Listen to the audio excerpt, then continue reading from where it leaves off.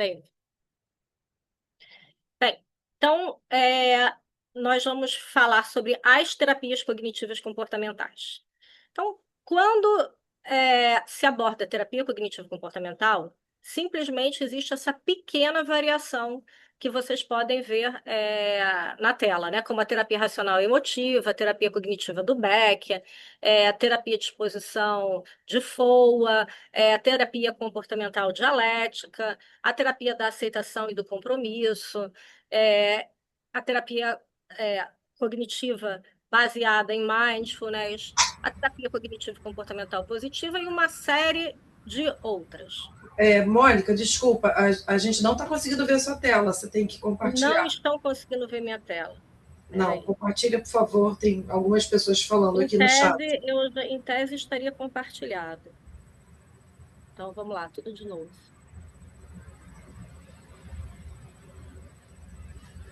Espera aí.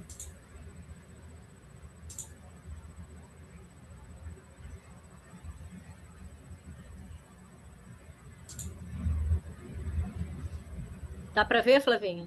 Agora vai aparecer. Sim.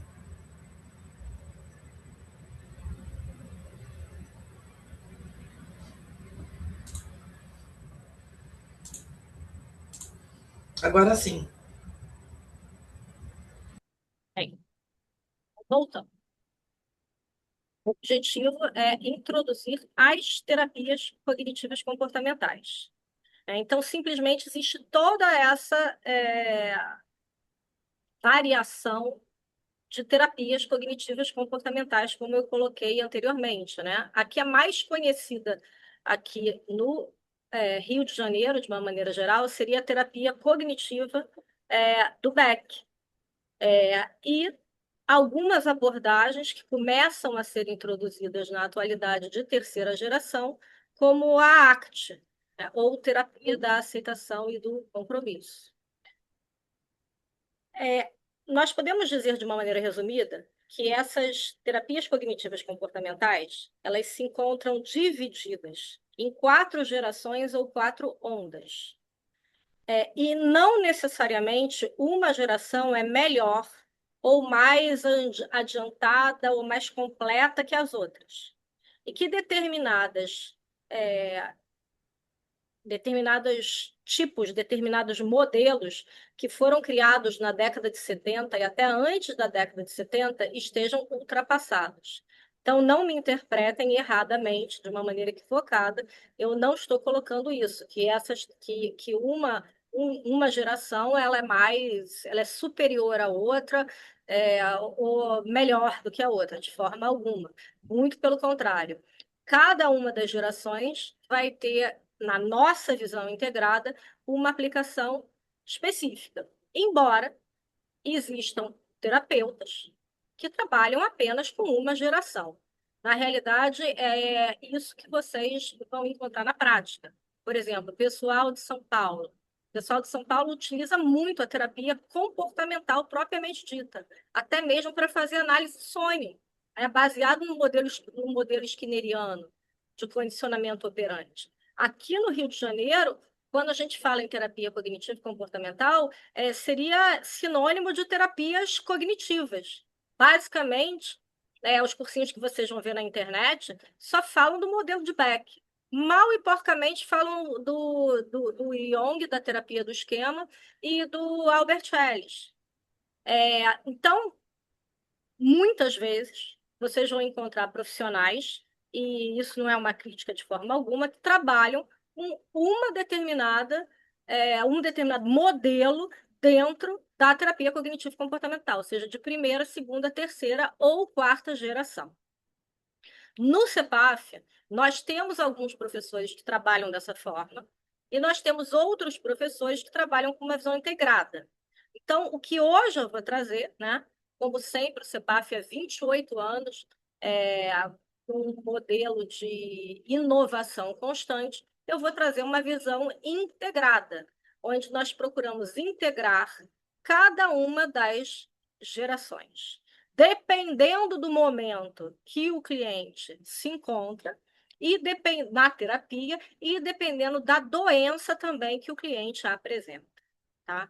Então, a primeira onda, a primeira geração, se refere à terapia comportamental propriamente dita, ou seja, os modelos de aprendizagem, modelo de condicionamento clássico, modelo de condicionamento operante, o modelo de modelação, enfim. Na segunda geração, ou segunda onda, nós temos as terapias cognitivas propriamente ditas. Então, de uma maneira geral, resumindo, a primeira onda, a ênfase da primeira onda seria no comportamento. Então, se o cliente tem, por exemplo, uma fobia específica, uma fobia de avião, uma fobia de direção, de barata, enfim, eu vou ajudar esse cliente a contracondicionar um medo, através de uma técnica, por exemplo, de dessensibilização sistemática. Na segunda geração, a ênfase, ela sai do comportamento e ela passa para a cognição. E aqui nós temos várias teorias cognitivas, como a teoria do Aaron Beck, que é uma das mais conhecidas, a teoria do Albert Ellis, da terapia racional e emotiva, e a terapia de esquema também. Lembrando que o Beck ele já fala em esquemas antes do próprio Jung, né? Nas terapias cognitivas, a ênfase é na cognição. Entenda-se de uma maneira resumida, cognição como os pensamentos automáticos, que seriam pensamentos muito rápidos, que pulam na nossa cabeça. Esses pensamentos podem ter a forma de imagens, podem ser um diálogo mental, ou o próprio cliente conversando com ele mesmo. As crenças intermediárias e as crenças centrais. Lembrando que as crenças intermediárias elas estariam no meio do caminho, então elas são mais conscientes, mais fáceis de serem percebidas, representando as regras, suposições, e as crenças centrais elas são formadas na infância, geralmente são inconscientes. Não no sentido de inconsciente freudiano, mas no sentido de que a pessoa não tem consciência dessas crenças. E elas podem sim ser trazidas à consciência. Então, o foco aqui é no comportamento. O foco, e nas teorias de aprendizagem, o foco aqui é na cognição, ou seja, no pensamento. Então, por exemplo, uma pessoa que apresenta transtorno de pânico, eu posso observar quais são os erros cognitivos, os erros de pensamento que essa pessoa possui, os pensamentos automáticos que ela apresenta, as crenças, e eu vou fazer um trabalho específico em cima desses pensamentos, dessas crenças, procurando reestruturar os mesmos. Na terceira geração representa as abordagens contextualistas. Então, a ênfase ela está na experiência, no contexto. Aqui, na segunda geração, todos os modelos, o cliente vai identificar um pensamento, crença ou esquema, e ele vai entender e dialogar, ou seja, reestruturar, debater com esse pensamento, com essa crença, procurando ter um pensamento mais funcional. Aqui na terceira geração, nós não fazemos isso. Na terceira geração, a ênfase vai ser no contexto, na experiência, ou seja, na função do comportamento. Então, por exemplo, o cliente ele vai aprender a observar o seu pensamento do lado de fora, vai aprender a observar suas emoções como sendo uma parte da experiência, como sendo algo que necessariamente não é uma verdade. Então, de acordo com essas abordagens contextualistas, a pessoa poderia, vamos supor, ter um ataque de ansiedade porque ela está se identificando, ela está presa, ela está se identificando muito com um pensamento ou uma emoção. Então, o cliente ele não vai brigar, ele não vai dialogar com o pensamento. Ele simplesmente vai observar aquilo, aceitar suas emoções negativas e os seus pensamentos como fazendo parte de uma realidade, uma das múltiplas interpretações que existem dentro da realidade, e vai, através do compromisso que ele tem com seus valores, com seu propósito de vida, lidar com aquela situação. Para quem já estudou um pouquinho dessas duas gerações, pode perceber que a ênfase aqui é muito diferente. Tá. No entanto, pode ser totalmente integrado, como eu falei, num determinado momento da terapia do cliente. E a quarta geração, ela representa uma integração dos modelos de terapia cognitiva com conceitos da psicologia positiva. Então, até a terceira geração, o que acontece? O objetivo é fazer com que o mal-estar diminua. Na quarta geração, você vai trabalhar com o bem-estar e com a qualidade de vida. Não que o sofrimento vai ser negado, mas no sentido de que você diminui o mal-estar e potencializa ao mesmo tempo o bem-estar do indivíduo. Bem, agora nós vamos falar especificamente um pouquinho, rapidamente, sobre cada uma das ondas ou gerações. Então, na primeira geração, nós temos os modelos de aprendizagem, como o modelo de Pavlov, de condicionamento, onde um estímulo condicionado ele vai evocar uma resposta condicionada, né? Então, nós temos aquele experimento clássico do Pavlov, onde se apresenta uma comida para o cachorro, e o cachorro tem uma reação natural de salivação. Depois se apresenta um sino e o cachorro não tem nenhum tipo de reação. Você associa no tempo e no espaço o sino, o barulho, com a comida, e depois de algumas repetições dessa associação comida e barulho, ao tocar o barulho, o cachorro tem uma resposta agora condicionada, que é a resposta de salivação. Isso pode acontecer com um medo, né? Então, existem medos, alguns medos que eles são condicionados. E não precisa haver uma série de repetições para que haja um condicionamento do medo. Basta uma única experiência com forte teor emocional que pode ocorrer o condicionamento de uma fobia específica, né? Por exemplo, uma criança, ela não apresentava nenhum tipo de medo de elevador. E um belo dia, ela é exposta a um elevador, ela está dentro do elevador, junto com um familiar, o elevador para, todo mundo começa a gritar, todo mundo começa a ficar apavorado.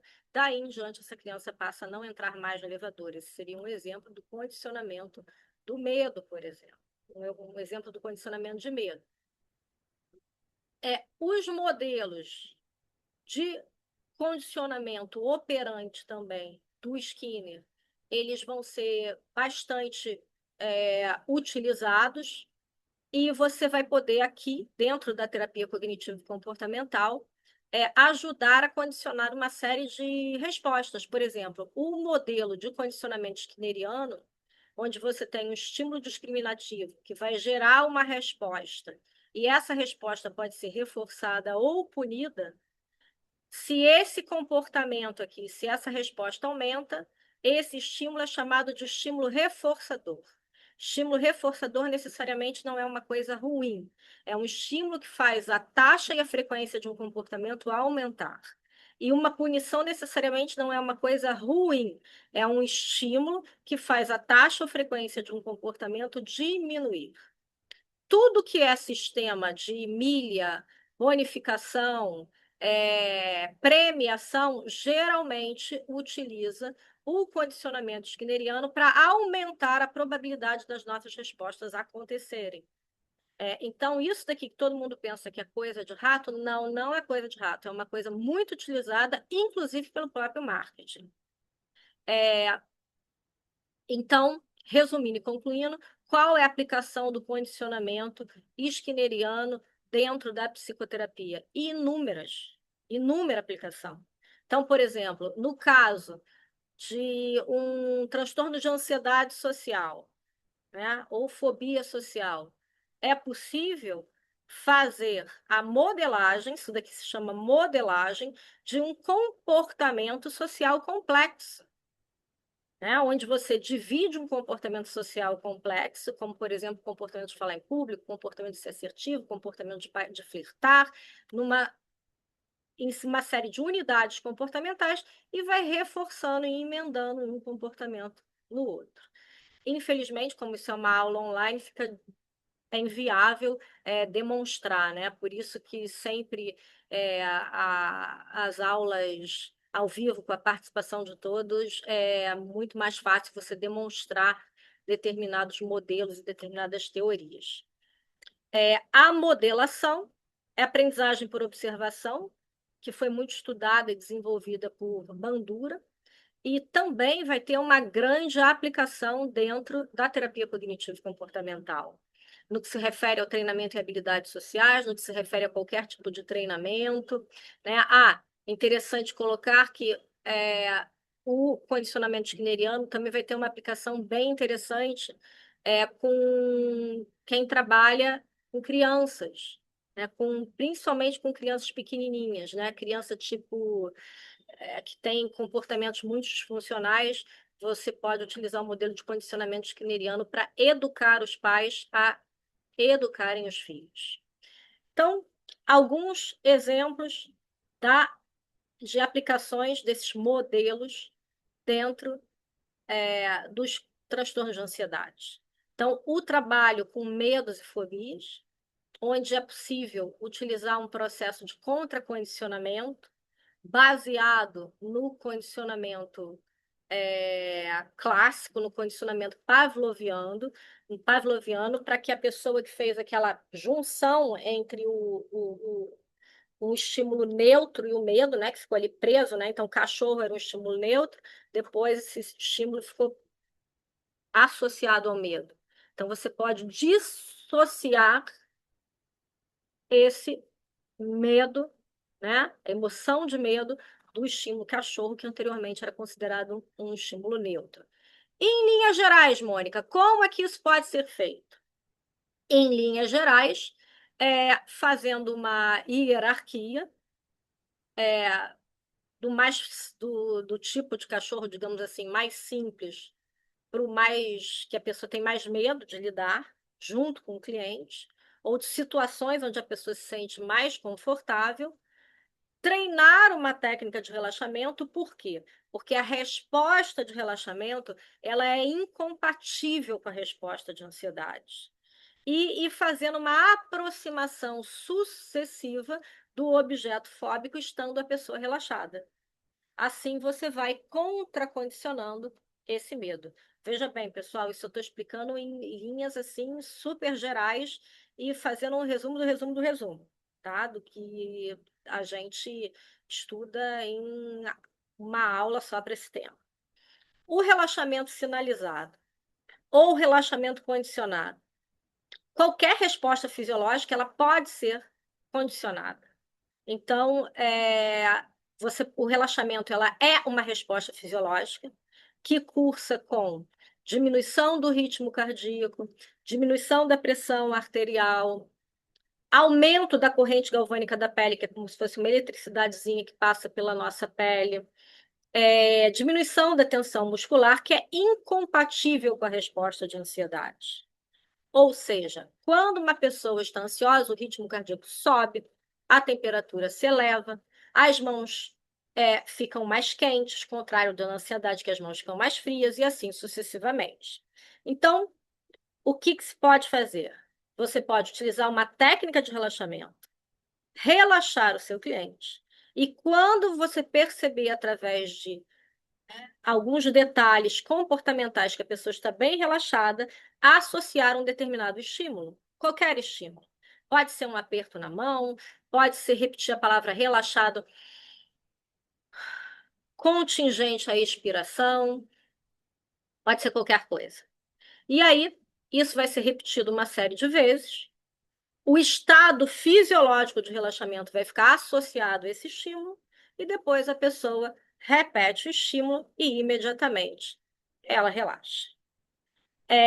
E o contracondicionamento, ele também pode ser utilizado em outras situações, como até mesmo no caso de fobia social, transtorno do pânico, etc. Então, essa estratégia aqui do condicionamento da resposta de relaxamento eu já expliquei. Bem, alguns outros exemplos de aplicações práticas, clínicas, dos modelos de condicionamento skinneriano, condicionamento clássico e modelação que podem ser utilizadas na terapia cognitivo-comportamental. Ou seja, embora o condicionamento, as estratégias de condicionamento, elas estejam se desenvolvidas em 1900 ou 1800 bolinha, é, elas são muito utilizadas ainda hoje em dia. E aqui vale uma ressalva.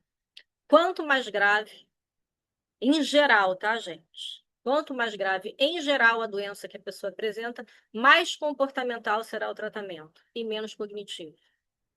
E em casos de depressão, quanto mais grave a depressão, por exemplo, mais comportamental será o tratamento e menos cognitivo. Mas isso a gente fala depois nas cenas dos próximos capítulos. Bem, então, na primeira onda, nós podemos utilizar as técnicas de aprendizagem para o desenvolvimento de hábitos, hábitos positivos, como o hábito de caminhada, como hábitos relacionados à alimentação, e assim sucessivamente, para fortalecer hábitos que a pessoa já tenha também. Então, hábitos de estudo, hábitos de leitura, no transtorno do déficit de atenção, alguns hábitos podem ser, você pode utilizar as estratégias de condicionamento nesse caso.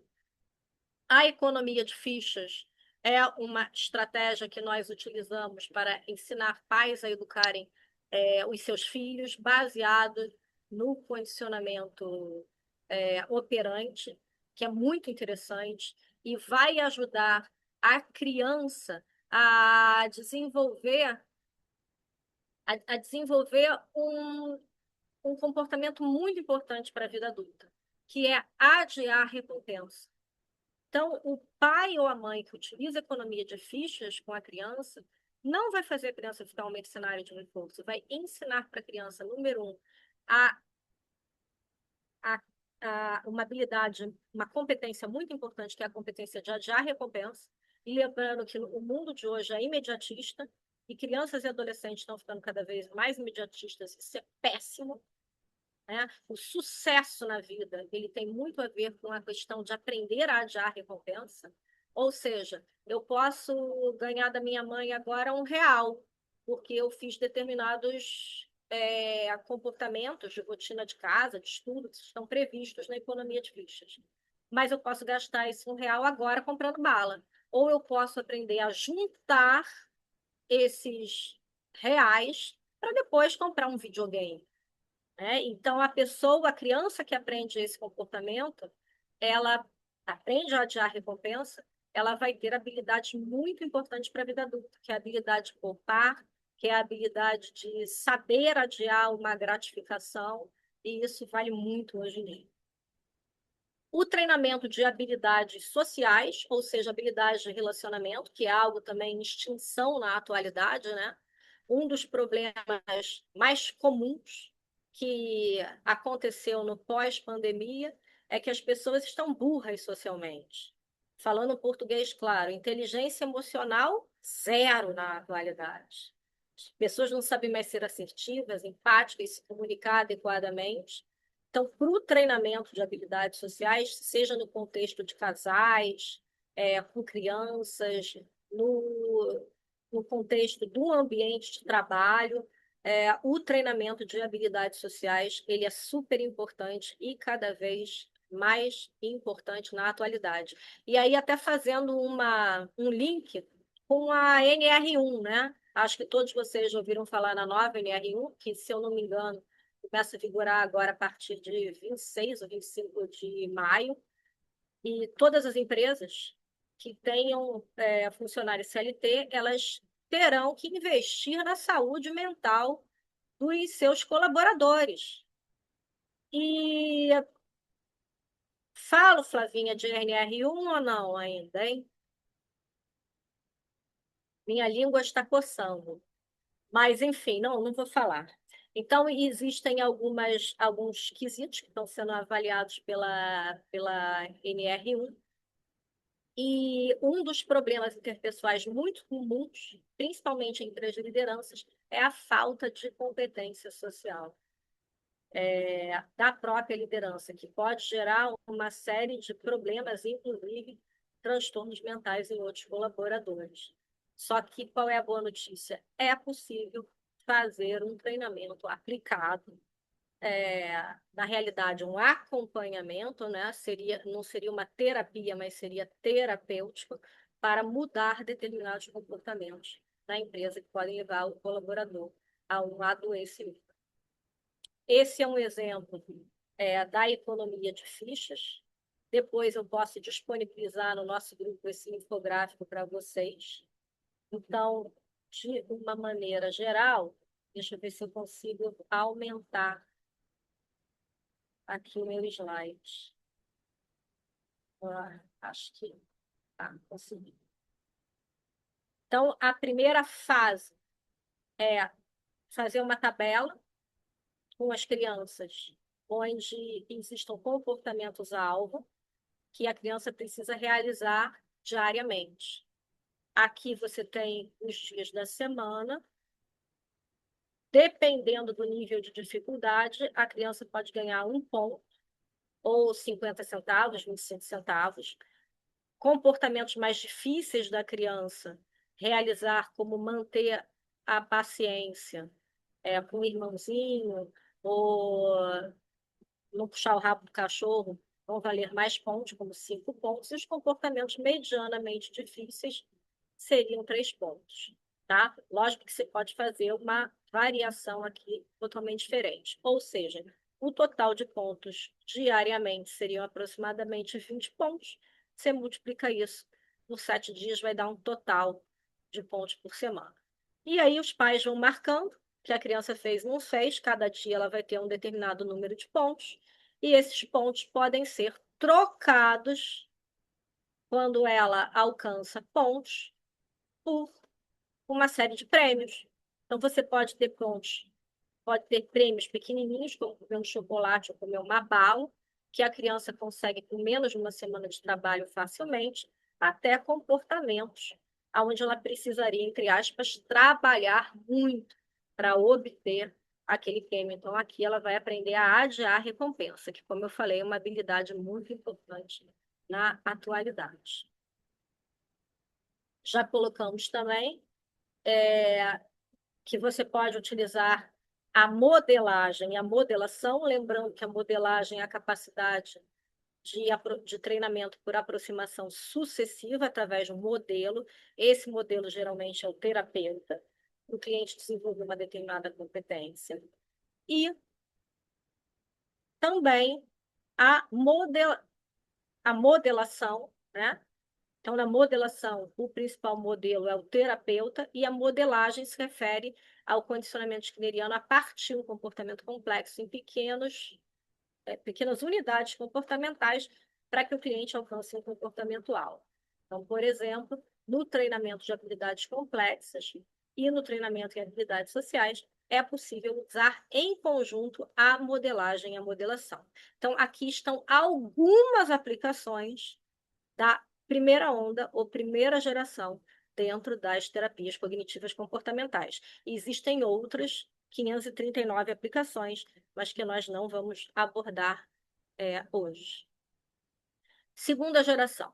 Segunda geração, nós começamos com essa epígrafe do Buda, né? Que é super atual na atualidade. Nós somos aquilo que pensamos. Tudo que surge, tudo que somos, surge com os nossos pensamentos. Com os nossos pensamentos, nós podemos fazer com que o nosso mundo mude. Nós construímos o nosso mundo através dos nossos pensamentos. Então, o que as abordagens cognitivas têm em comum?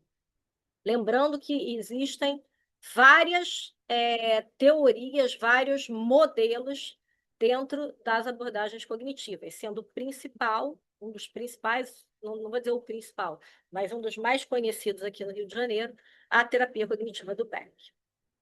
Então, primeiro, a cognição, ou seja, o pensamento, vai influenciar o comportamento e as emoções.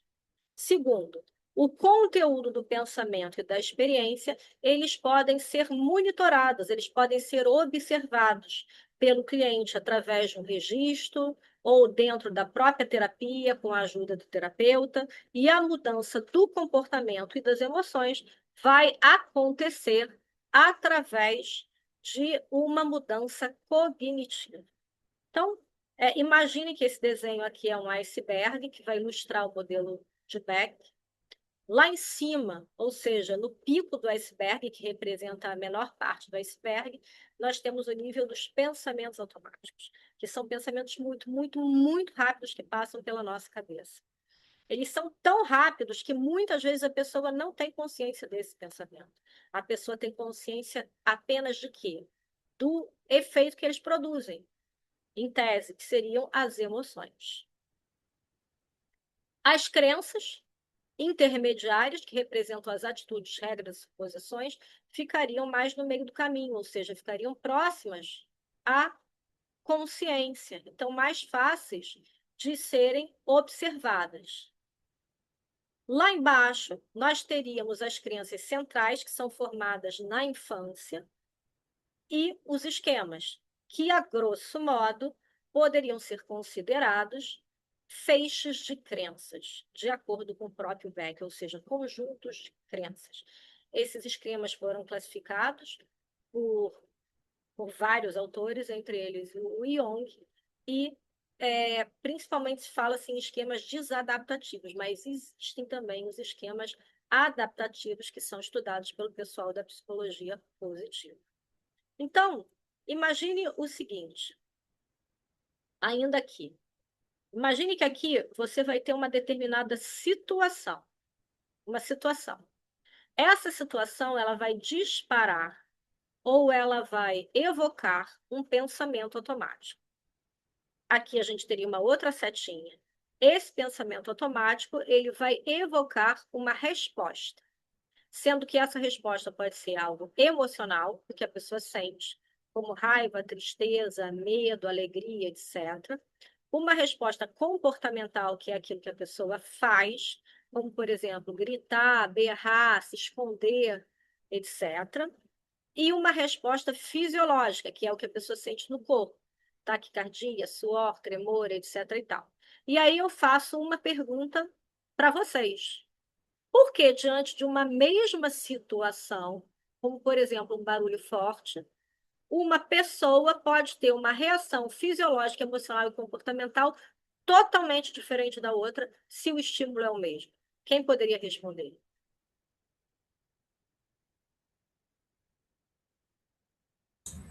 Quem quiser responder, é só abrir o microfone, por favor, e pode falar.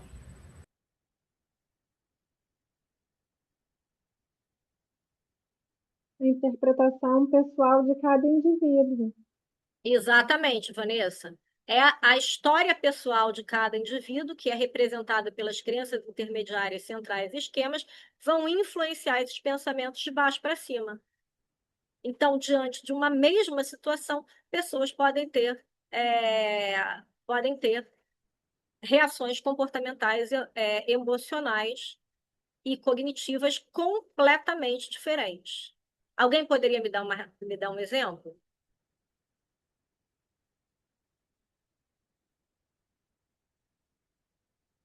Um exemplo simples do cotidiano, alguém, sem perceber, furou a fila. Uma pessoa pode interpretar aquilo como um descuido e a outra pessoa pode achar um grande absurdo e fazer um grande escarcéu. Perfeito. Se essa pessoa pensou, nossa, essa pessoa é uma filha da mãe, ela está infringindo os meus direitos, ela pode sentir uma raiva horrorosa e fazer um grande escarcéu e ter uma reação de ansiedade ou de raiva enorme e um comportamento até de brigar. E se essa pessoa pensou, nossa, foi um descuido, ela não me viu, possivelmente ela não vai ter nenhuma dessas reações. Ou, se ela tem crenças, se ela aprendeu na infância, né, como você falou muito bem, Vanessa, na história de vida dela ser assertiva, ela vai chegar tranquilamente para essa outra pessoa e falar: olha, você não viu? Eu estou aqui esperando na fila, você pode esperar um pouquinho? Então, realmente, os pensamentos automáticos são influenciados pela história de vida da pessoa. Obrigada pela sua colaboração. Um prazer. Estaremos juntas no sábado. Estaremos juntas no sábado, que ótimo. Então, estaremos juntas no sábado. Mônica, só para você saber, também tem algumas participações pelo chat, mas elas estão falando a mesma coisa que a Vanessa se pronunciou, né? Abrindo o microfone, então eu não alterei nada, tá? Tá ótimo, tá certo. Aqui tem uma técnica, que é uma técnica de segunda geração, que nós podemos utilizar para trabalhar um pensamento automático ou uma crença. Então, por exemplo, pegando o exemplo que a Vanessa trouxe, vamos pegar esse exemplo da. Vamos pegar uma crença, vamos pegar um exemplo diferente. Por exemplo, se a pessoa tem como crença, eu fui uma péssima mãe. Você pode questionar essa crença buscando provas ou evidências contrárias, ajudando a pessoa a procurar evidências contrárias, ou seja, procurando provas que ela foi uma boa mãe. E aí, aqui tem uma coisa muito interessante que vale a pena falar. O cérebro humano, entre aspas, ele é meio quebrado, digamos assim. Então, o cliente ele vai conseguir pensar em muito mais provas ou evidências que confirmem a crença negativa ou o pensamento automático disfuncional. Ou seja, o terapeuta experiente ele vai perguntar aqui quais são as provas contrárias a esse pensamento disfuncional. Por quê? Para forçar o cliente a ter um processamento de informação mais funcional. Porque senão ele pode pensar em provas que vão reforçar a crença negativa dele de que, por exemplo, ele não consegue, de que ele é burro, ou de que ele não consegue fazer uma apresentação, seja lá o que for. Porém, existem situações onde a pessoa, onde não existem provas contrárias. Por exemplo, eu sou atolado socialmente. Eu sou uma anta para lidar com as pessoas. Não tem prova contrária, você é mesmo. Aí eu posso ajudar a pessoa a pesquisar uma outra forma de encarar aquela situação, de ver aquela situação. Então, existe alguma outra forma de perceber isso? Ah, sim, existe. Pode ser que eu seja uma pessoa que tem dificuldade de lidar apenas com pessoas que são hierarquicamente superiores a mim. Ou seja, não é que ela é burra socialmente. Então, é muito mais light pensar, eu não consigo lidar com algumas pessoas que estão numa posição hierárquica superior a mim, do que eu sou uma anta socialmente. Porém, existem situações onde não há alternativas. Então, vamos supor, uma pessoa que teve uma doença grave, e ela vai ficar com algum tipo de complicação ou deficiência, né? Um problema, uma sequela, vamos dizer assim, não uma deficiência, mas uma sequela para o resto da vida. Existem provas contrárias que eu vou ficar com sequela? Não, não existem. E aí, faz o quê? Se mata? Não. Existe uma alternativa, existe uma outra alternativa para essa situação? Não, é isso mesmo. Eu tenho uma doença X e eu vou ficar, vamos supor, com uma incontinência urinária. Isso é catastrófico? Não, é ruim pra caramba. E aí, o que que eu faço? É útil eu ficar pensando nessa incontinência urinária? Não, aí eu vou criar um plano comportamental do que eu vou fazer por isso. Veja bem, gente, eu estou explicando muito rapidamente, tá? Essa é a técnica do debate, do Albert Ellis, que é uma técnica impressionante. Você pode usar tanto de uma maneira socrática, questionando o cliente, ou pode usar também associada à técnica de imagem mental, e é uma técnica absolutamente fantástica, né? Só que não vai dar, como eu falei, as aulas online às vezes são um pouquinho complicadas. Quando a gente está ao vivo, é possível discutir isso e fazer um roleplay com as pessoas de uma maneira mais específica. Deixa eu só voltar para o slide anterior.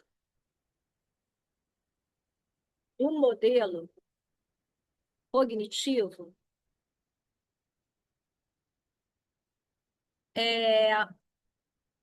a ênfase aqui seria trabalhar com os pensamentos, como eu já expliquei para vocês, tá? Com a cognição.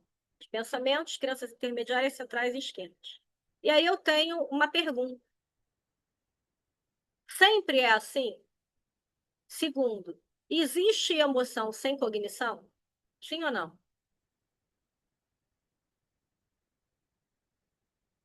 Quem poderia responder?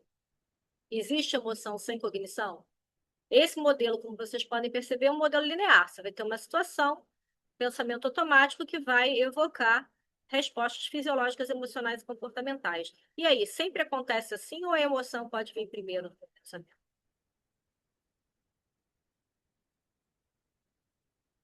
Quem poderia responder? Oralmente, não pelo chat, que eu não tenho acesso ao chat. A Débora Nascimento falou: emoção pode vir primeiro. Sim, a emoção pode vir primeiro, né? Se a emoção existem, ou seja, esse modelo de Beck não é que ele esteja errado, ele é incompleto de acordo com a neurociência da atualidade. Se não existisse emoção sem cognição, todos nós já estaríamos mortos há muito tempo. Por exemplo, vem um carro na sua direção quando você está atravessando a rua. Não dá tempo de pensar antes. Você reage, a reação é aqui, é na medula. Você vai sentir a emoção e vai fazer o que tem que ser feito. Seu filho tá preso, tá com o dedo preso na porta do carro. Você vai pensar o que eu vou fazer? Não, você vai simplesmente fazer. Não vai pensar muito, não. Tá? Então, existe sem emoção, sem cognição. E o modelo da TCC dinâmica positiva, que é um modelo em rede, ele contempla essa questão da emoção sem cognição.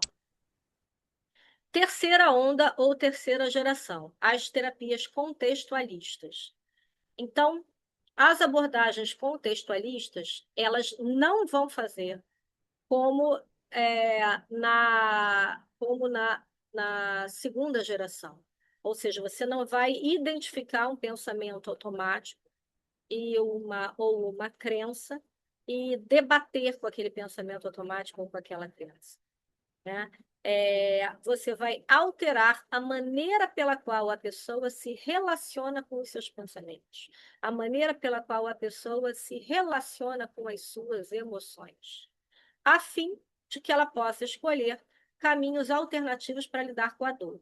Porque a única coisa certa que existe nesse planeta que a gente vive, e não fui eu que fiz, é que a dor faz parte da existência humana. O prazer faz parte também da existência humana. Porém, tudo na vida passa. Tudo na vida é transitório. Agora, como eu vou aguentar um desconforto? Se eu aprender a focar no meu propósito e nos meus valores, eu tenho como me relacionar de uma maneira diferente com a dor. Vou dar um exemplo simples. Na terapia, vamos integrar agora, no transtorno de pânico, primeira, segunda e terceira geração. Como a primeira geração ela pode ser utilizada para trabalhar com o transtorno de pânico? Como a segunda geração pode ser utilizada para trabalhar com transtorno de pânico? Como a terceira geração pode ser utilizada para trabalhar o transtorno de pânico? E como a quarta geração poderia ser utilizada para trabalhar o transtorno de pânico? Até agora eu falei mais detalhadamente sobre a segunda e a primeira. Então eu quero ouvir de vocês um exemplo de como a primeira geração poderia ser utilizada para trabalhar com o transtorno de pânico. E a segunda geração. Alguém se atreve? Alguém gostaria de palpitar? Com desensibilização na primeira, né? Primeira e a segunda. Seria com desensibilização sistemática, né? Por imaginação, e depois ao vivo. Eu Tá, pensaria desse jeito. Tá, vamos lá então, Marcos. No transtorno de pânico, especificamente, você não vai precisar fazer uma dessensibilização, mas você pode utilizar a técnica de relaxamento sinalizado para que a pessoa não tenha os ataques de pânico, para que a pessoa evite os ataques de pânico. Né? Nas fobias específicas, sim, a gente utiliza a dessensibilização. No transtorno de pânico, isso não é comum, a não ser que haja uma comorbidade, ou seja, que a pessoa apresente fobias específicas mais transtorno de pânico. Agora, se é só o transtorno de pânico, no contexto das técnicas de relaxamento, você poderia condicionar a resposta de relaxamento para ela enfrentar o ataque de pânico. Me fiz entender? E, em segundo, a parte cognitiva. A parte cognitiva, como coloca o David Barlow, que é uma das maiores autoridades no trabalho com o transtorno de pânico e com o TAG, né, o transtorno de ansiedade generalizada. Você poderia utilizar identificando os pensamentos automáticos disfuncionais que o cliente tem, por exemplo, clientes com transtorno de pânico, eles têm muito um erro cognitivo que se chama catastrofização. De repente, bate rapidamente o coração, acelera, ele já interpreta. Vou morrer, vou ter um ataque cardíaco. E aí nós podemos utilizar aquela técnica que eu apresentei rapidamente, a técnica do debate. Quais são as evidências de que você vai sobreviver a isso? Quais são as evidências que isso não passa de um ataque de ansiedade? Quais são as provas de que você continua vivo? Quantos ataques de pânico você já teve e você continua bem? Existe alguma outra alternativa para interpretar esses sintomas horrorosos que você está sentindo dentro de você? Ah, sim, existe. Isso é apenas um sintoma de ansiedade. E o que o seu melhor amigo, a pessoa mais sábia que você conhece, diria sobre isso? Diria que você vai morrer ou que isso é só um ataque de ansiedade? Ah, que isso é só um ataque de ansiedade. Então eu posso identificar os pensamentos, identificar as crenças e questionar. E na teoria e na arte? Na terapia da aceitação e do compromisso. Se eu tenho um determinado propósito, o que é o propósito? O propósito é a minha missão. Eu não consigo entender isso. As empresas têm o propósito. E nós, que somos as pessoas mais importantes da nossa vida, nós nem sabemos o que é um propósito. O que você está fazendo aqui no planeta Terra? O que você está fazendo aqui embaixo? Qual é o propósito da sua vida? Para que você serve? Para comer, para beber e para transar? Só isso? É muito pouco. Para procriar, ter filho? Para que mais você serve? Então, qual é o propósito da sua existência? Se eu sei qual é o propósito da minha existência, para que eu sirvo, fica muito mais fácil eu aguentar as dores e as adversidades da vida. Não que elas não vão doer, mas fica muito mais fácil de aguentar. Então, por exemplo, se a pessoa está tendo um ataque de pânico e ela está muito, muito, muito, muito, muito ansiosa, ela simplesmente vai aceitar a emoção de ansiedade, vai aceitar aqueles pensamentos malucos que ela está tendo na cabeça dela, de morte, de que tudo vai dar errado, de que o mundo vai acabar, etc. e tal. Não vai brigar, não vai questionar aqueles pensamentos. Ela vai deixar aquele pensamento ali no cantinho e vai agir baseada no seu propósito. Então, se eu tenho o propósito de ajudar, de me ajudar e de ajudar, estou inventando, tá? As outras pessoas a crescerem, a evoluírem, fazer desse planeta um lugar melhor, então eu, como exemplo, eu vou suportar a minha ansiedade, eu vou para o meu trabalho, eu vou para a minha família, eu vou fazer o que tem que ser feito, mesmo com aquelas vozes horrorosas, brincadeira, tocando dentro da minha cabeça e com aquela emoção terrível me apertando o peito. Ficou claro? Agora, veja bem, se eu trabalho numa visão integrada, Chega um cliente com transtorno de pânico no meu consultório. Muitas vezes os clientes de pânico eles da seguinte forma: Mônica, eu quero acabar com essa sensação horrorosa. Faz isso acabar, pelo amor de Deus. O que eu costumo brincar com os clientes é o seguinte: zero de ansiedade só existe com um tipo de pessoa, aquelas que estão no cemitério. A ansiedade faz parte da vida. Então, posso te ajudar a lidar com a ansiedade. Só que se eu uso uma abordagem de terceira geração, o cliente, me desculpe pelo termo, mas ele vai me mandar merda e vai embora. Ah, aceita a sua ansiedade. Eu não quero aceitar a minha ansiedade. Ah, qual é o seu propósito? Até porque propósito de vida demora a descobrir. Então não dá para fazer isso direto.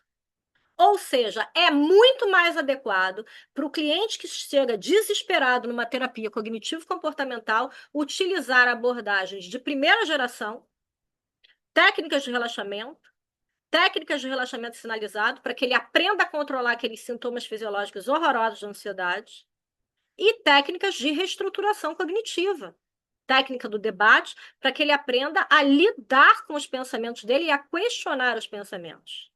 Num terceiro momento, quando essa pessoa já está melhor, ou às vezes até quando ela já é um estudante de psicologia esclarecido, que tem um certo conhecimento, você pode entrar com estratégias de terceira geração, ter estratégias de aceitação e de compromisso. Então, resumindo e concluindo, o que significa aceitação? A aceitação do que está fora de controle do mundo externo, ou seja, das adversidades da vida, receber as coisas como elas são apresentadas, facílimo falar, tá, gente? Dificílimo fazer na realidade.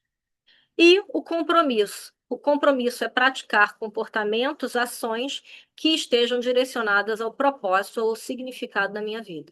Isso vai ajudar eu a lidar com os eventos internos, pensamentos, emoções e crenças, e externos, indesejadas.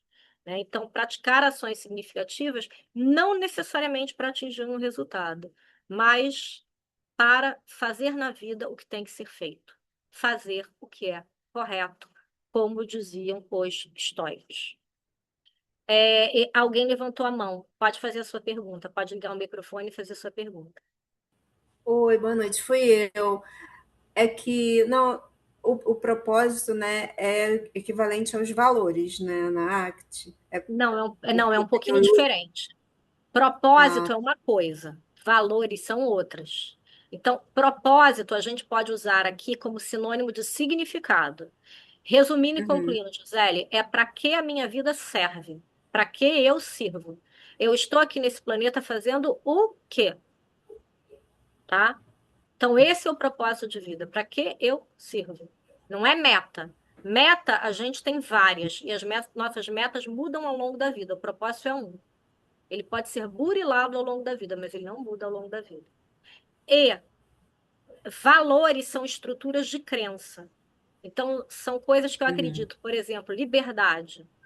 Liberdade, para mim, é um valor super uhum, importante. Família é um valor. Filhos é um valor. uhum, Amor é um valor. Então, é eu tomar minhas decisões baseada nos meus uhum, valores. Por exemplo, hoje eu estou me sentindo mal, estou super ansiosa, mas família para mim é um valor. Então, é importante que eu uhum, vá buscar minha filha na natação, mesmo estando me sentindo mal, e levá-la para o curso de inglês. Ficou claro? sim, tá, Tá? obrigada. Não é diferente.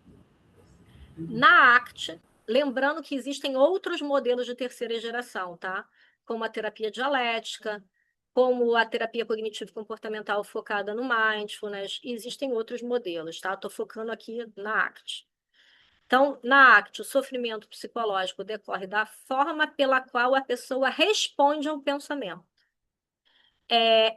E a ACT, ela se baseia no modelo de linguagem, ou seja, que nós nos identificamos com a nossa linguagem, que nós nos identificamos com os nossos pensamentos, considerando os mesmos como verdade incontestáveis. Só que não é bem assim, né?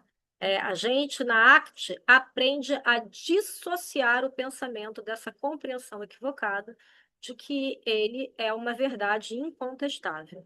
Né? A gente reage à linguagem de uma maneira interna, como se ela fosse um evento. do tipo, estou ansiosa.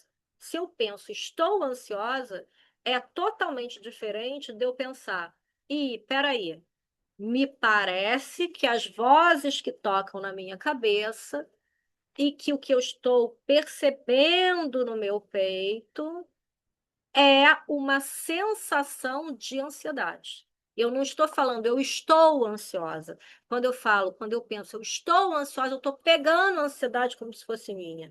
Como eu coloco, peraí, me parece que estou tendo um pensamento de ansiedade e uma sensação no meu corpo, mas que existem outras, eu não estou me identificando e nem reagindo a essa linguagem interna. É como se eu observasse isso do lado de fora. Ficou claro?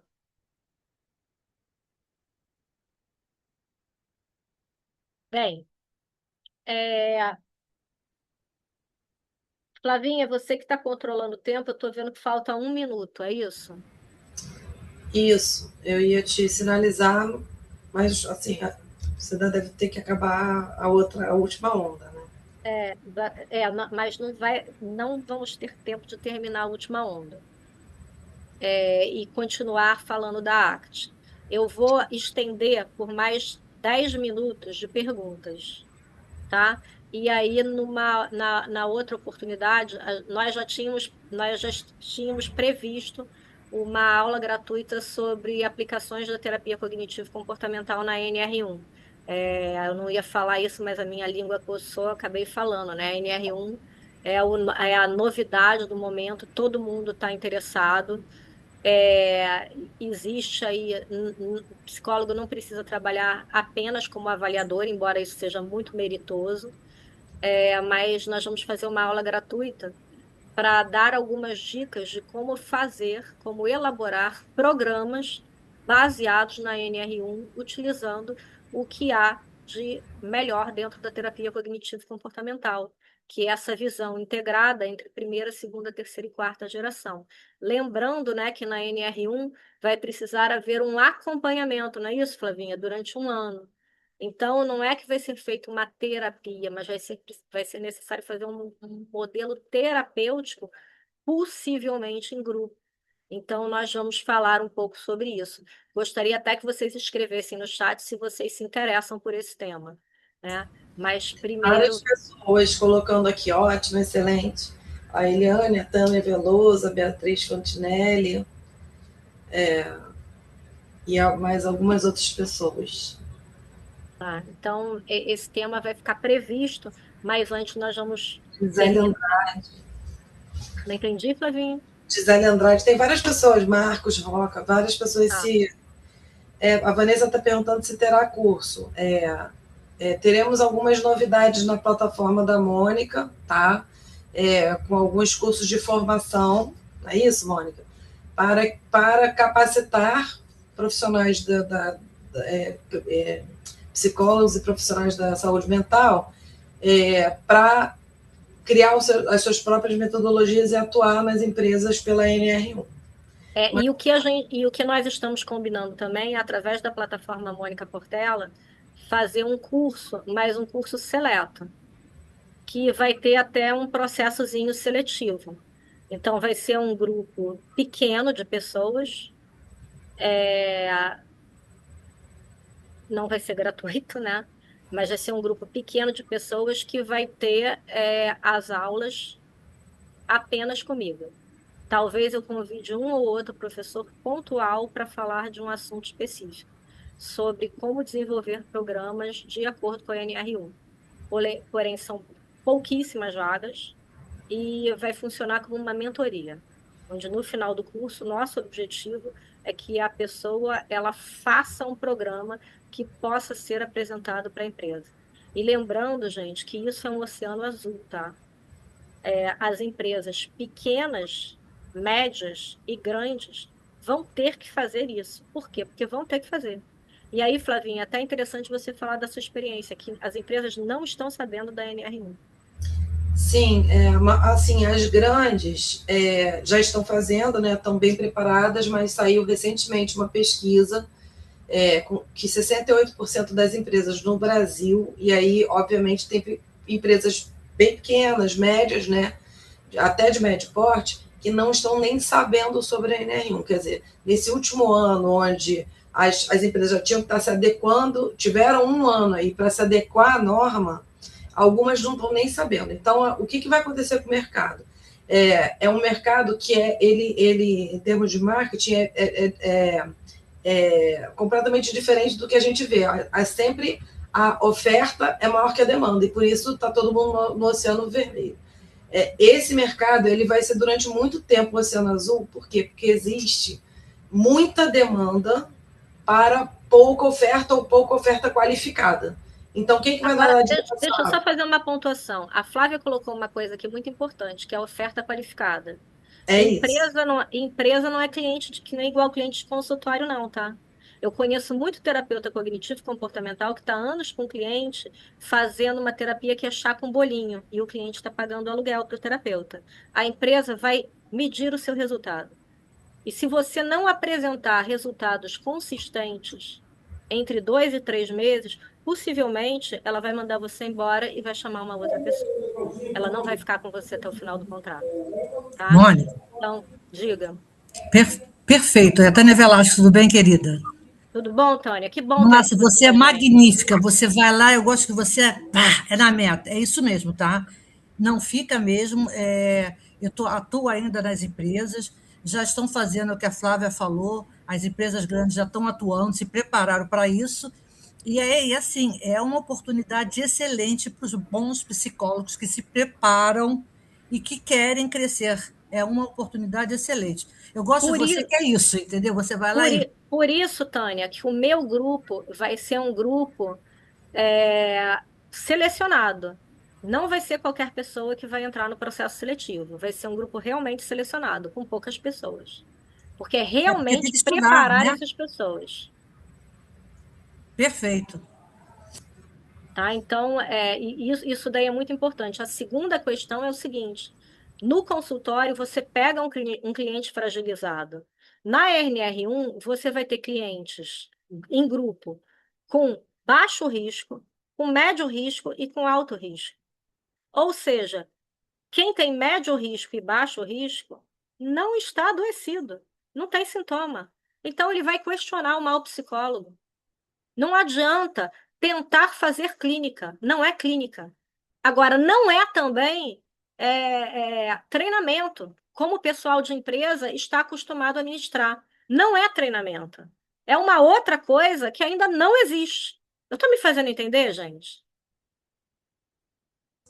Para mim, sim, é bem claro. Porque não é clínica, isso, mas não é treinamento. É diferente. Existe um levantamento, né, Mônica? Um questionário que a gente faz nas empresas, pequena, média e grande.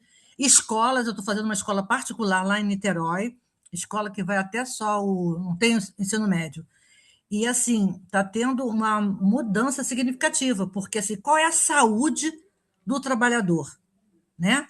Então, é isso que você está falando. Então, não adianta treinar se você não sabe o que realmente impacta naquela empresa. Existe já lá o órgão, né, o SESMIT, que faz a parte de saúde ocupacional. Mas não vem com esse olhar que a gente está vindo agora, que você está falando, entendeu, Mônica? Essa é a grande diferença. É a virada do momento, entendeu? Porque já existia a NR1, ela não é uma coisa nova, ela era chamada de PPRA, agora ela vem como GRO, e a grande mudança é bem claro que você falou. É bom ouvir colegas da área que têm essa visão, que a gente possa escutar, porque não é isso que a gente está ouvindo ainda no mercado, como a Flávia falou, entendeu? Então, que bom que você vai fazer esse curso. E assim, tem várias pessoas que precisam, e a gente também conhece, precisa rever os conceitos, se atualizar, entendeu? Porque o que era antigamente não é mais, e a gente tem que ter essa visão. Não é mais, o que eu estou falando. Quando você fez o curso de terapia cognitivo comportamental, só existia a primeira e segunda geração, agora a gente está na quarta. Então, os conceitos, quem fez o nosso curso de terapia cognitivo comportamental há 10 anos atrás, não é mais o mesmo curso, mudou, é completamente diferente, é uma integração. Mas, enfim, isso a gente deixa para... Só um minuto, a Beatriz Fontinelli está perguntando se esse curso ainda vai ser realizado ainda esse ano. Sim. A Sim, gente, dado sim. a urgência e a procura que nós estamos tendo, até de empresas, porque eu, dentro em breve, eu não consigo mais atender as empresas que estão me procurando, eu preciso criar multiplicadores, tá? Não no sentido de preciso criar multiplicadores para que as pessoas possam ser bem atendidas, porque o mercado não comporta, tá? Não comporta. Eu, dentro em breve, não consigo mais dar conta da demanda. Mesma coisa que a Tânia está falando. Ela já está atendendo uma escola. Já tem outros colegas que estão atendendo algumas empresas. Então, dentro em breve, o pessoal não vai dar conta. E como eu falei, empresa não vai ficar com chá em bolinho, não. Em 3 meses tem que dar resultado. E os programas precisam ser divididos. Eu não vou falar mais disso agora. Depois eu falo nesse dos próximos capítulos. Mas eu fiz uma Senão coisa você é tão, inédita. Mônica, você é tão boa que você vai direto e você vai, e aí em 5 minutos tu explica tudo. Guarda, porque as pessoas precisam disso. Que bom que vai ter esse curso. Eu já tenho várias pessoas para indicar lá da faculdade, entendeu? Aliás, tem vários alunos meus aqui assistindo. E assim, eu sei que é um lugar que as pessoas realmente vão adquirir informações concretas, coerentes e concretude para passar para a empresa, entendeu? Porque senão não sobrevive, não entra e não fica. É isso que você Não, falou. não entra e não fica. Vai fazer um trabalho, vai se queimar e não vai fazer outro. Quem entrar na empresa, fizer um mau trabalho, não vai fazer outro. Acabou. Até porque os RH se comunicam. Mas, Perfeito. enfim, Flavinha, vamos lá. O que que você gostaria de falar? Não, eu só queria avisar para as pessoas, porque assim, vai ter o curso ainda esse ano, mas a gente ainda vai fazer a próxima aula gratuita da Mônica, vai ser sobre esse tema. Então, fiquem ligados aí nos grupos que vocês já participam, os links são sempre disponibilizados no grupo, e aí a gente vai marcar uma nova data, e ali nessa nova live a gente vai dar todas as informações sobre isso, e também nas nossas redes sociais, se essa mentoria acontecer antes dessa live, tá? Porque isso aí é o assunto do ano, tá? A gente vai falar disso o ano inteiro. E eu acho que você falou bem, não é um curso, é uma mentoria com É uma poucas mentoria. pessoas selecionadas. Sim. Né? Então, olha, esse eu vou parar aqui nesse slide. Essa aula vai ter uma continuidade, ela não vai parar por aqui, onde eu vou falar de acabar de falar de terceira geração e de quarta geração, mas eu vou ter tempo agora para responder. Na realidade, eu já passei do meu tempo, mas tudo bem. Eu vou ter tempo para responder 2 perguntas. Quem gostaria de fazer 2 perguntas? Sobre o tema de hoje, não sobre NR1.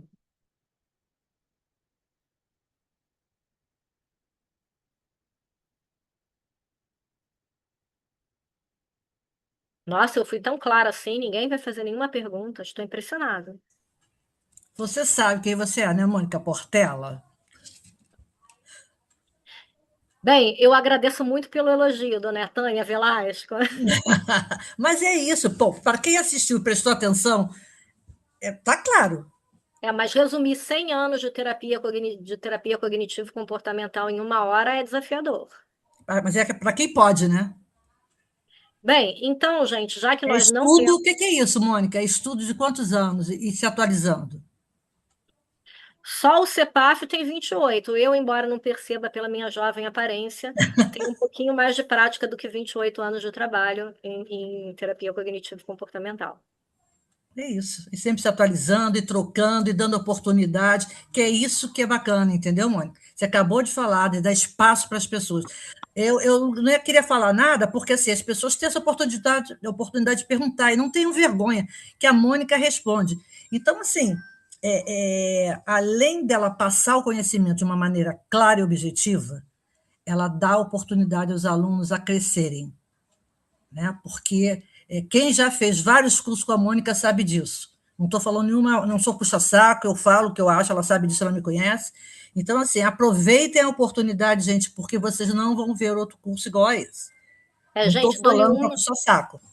Eu gostaria de agradecer pela a Tânia os elogios. Os elogios. Ela encheu muito a minha conta corrente emocional, me fez muito bem. Muito obrigada mesmo, Tânia.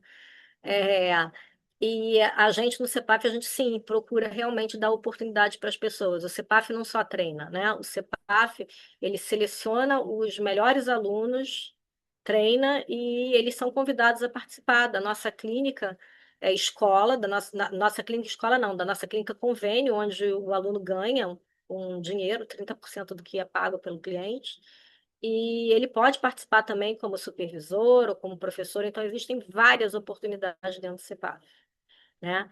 E agora o objetivo é formar a gente para estar atuando com a NR1, nesse oceano azul que está aparecendo. Bem, última chance. Alguém gostaria de fazer uma pergunta? Se é silêncio total, então, gente, eu vou me despedindo por hoje. Flavinha, você tem alguma coisa para falar? Só para você saber, tem várias pessoas agradecendo, tá, a aula pelo chat, e elas não falam no microfone, mas estavam se manifestando aqui pelo chat, agradecendo a aula, agradecendo a sua apresentação. A gente também gostaria de agradecer muito a participação de todos vocês, tanto em presença quanto nas trocas que a gente teve, foram muito, muito ricas. Espero que vocês não estejam tão tímidos na próxima aula, que vocês falem mais, tá? Porque é uma troca, o objetivo é que vocês falem. Então, mais a timidez vai diminuindo, tudo bem? Então, na próxima aula, se preparem que a gente vai falar de terceira e quarta geração, tá? E a gente avisa nos grupos e nas redes sociais, quando vai ser a próxima. Tânia, Isso. muito obrigada pela participação. Vanessa, também, muito obrigada pela participação. A todos que Fiquem participaram. de olho nos grupos, porque a gente vai colocar o infográfico que foi citado nessa live, tá? Nos grupos e também nas redes sociais, tá? Para saberem de novas aulas gratuitas. Então, um abraço, um beijo a todos e até a próxima.